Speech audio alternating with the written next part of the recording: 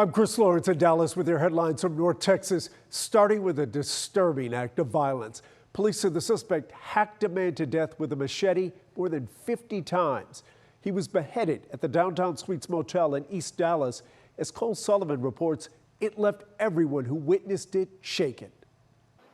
An attack so disturbing, the people who saw it can't understand why. I feel lost. I was crying. But Stephanie Elliott, who didn't want to show her face, will not forget how.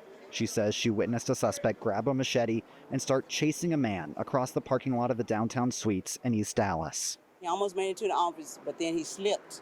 Then she says the suspect began slashing him over and over, dozens of times. And that's when he got over on the top of him, and then he hit him again. She started just whacking at his neck.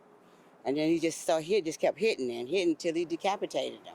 Police say they started getting calls just after 9:30.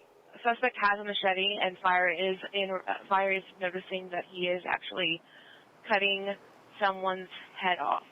Our officers were proactively patrolling the area and responded quickly to take the violent criminal into custody. They arrested the suspect a block away, the machete still on the ground.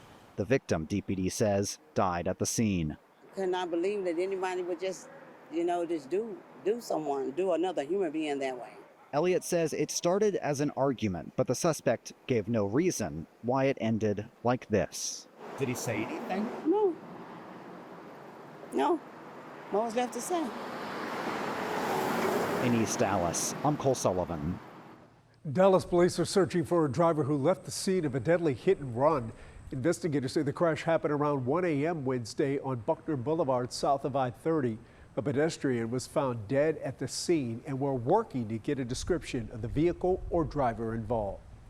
Someone vandalized a sign announcing a proposed Islamic center in McKinney. It was intended to divide the community, but the vandals didn't account for children adding some graffiti of their own.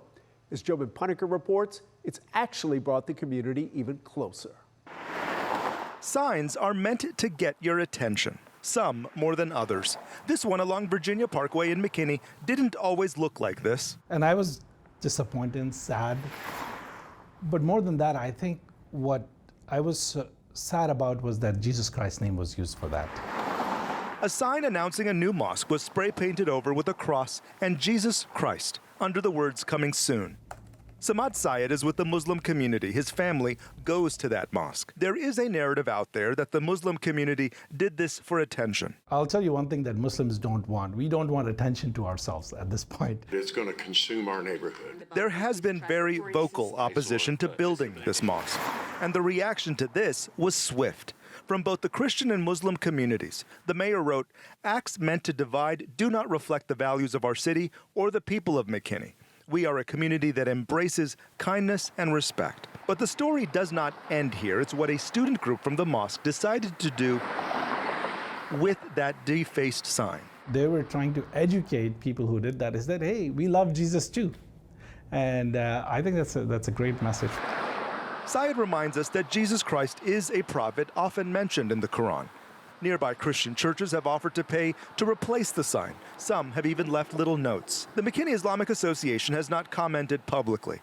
We're told to not add any fuel to the fire. The fringe cannot divide McKinney. McKinney is united. A sad event turned into a positive and teaching moment. In McKinney, I'm Jobin Puneker. A woman in Wise County went missing weeks ago, but her family is speaking out, hoping she can still be found. Bridgeport is about an hour north of Fort Worth. Brittany Moncrief spoke with her loved ones who claim to know who's behind the disappearance. The not knowing alone. You check, no news, no news, no news, and it never ends. It's breathtaking. Every day I cry myself to sleep.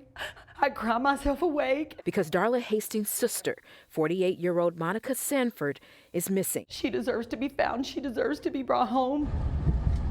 We followed Darla out to Cuba Road in Bridgeport, where Wise County sheriffs say Monica was last seen on August 23rd on a roughly 250-acre property where she stayed. This is the field where they had located her car. Darla tells us she contacted police on August 25th when her niece, Monica's daughter, told her no one had heard from her mom. She told me about a Facebook post, and I went and read the Facebook post.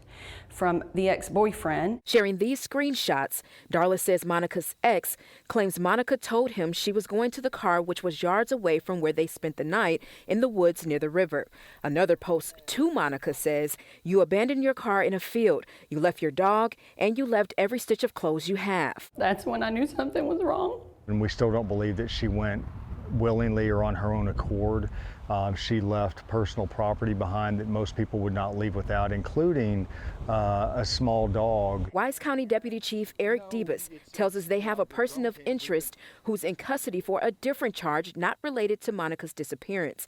The family tells us that person is her ex-boyfriend. For the past 2 weeks, deputies brought in extra teams and resources in their search. We're working diligently to try to bring her home because we do care. She's more than a sister to me. And every day of silence yields a deeper plea. Please help me. Help me bring my sister home. In Wise County, I'm Brittany Moncrief. The future of self-driving trucks is taking shape right now, and more of them will be making stops in North Texas. Illinois-based International Motors is teaming up with California company Plus AI to pilot autonomous freight technology. The testing hub is in San Antonio, but trial runs will take place along the I-35 corridor between Laredo and Dallas.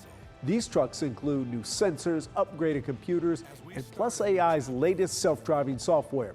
Texas has become a hotbed for driverless trucking due to our mostly mild weather and all the goods that move through here. Now to Trinity High School in Euless, where a quick-thinking coach saved a middle school student during a football game. As Scoop Jefferson shows us, it's part of the school district's larger mission to keep students safe. There are times when you must do your job. And for high school educators like Saad Rajabelli, you wear several hats. I am one of the assistant athletic trainers and a science teacher.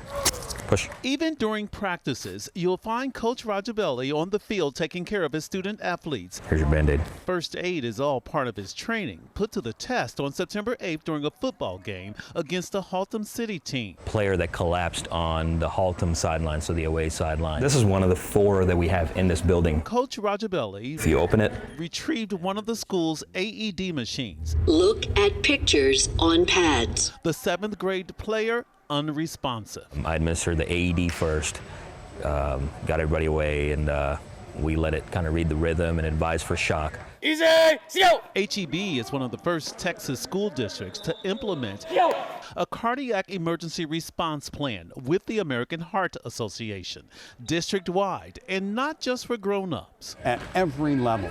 And we're trying to make sure that every kid in HEB, beginning in 5th grade, gets on the mannequin. Adult mode. Superintendent Harrington hopes to add even more AEDs throughout the district.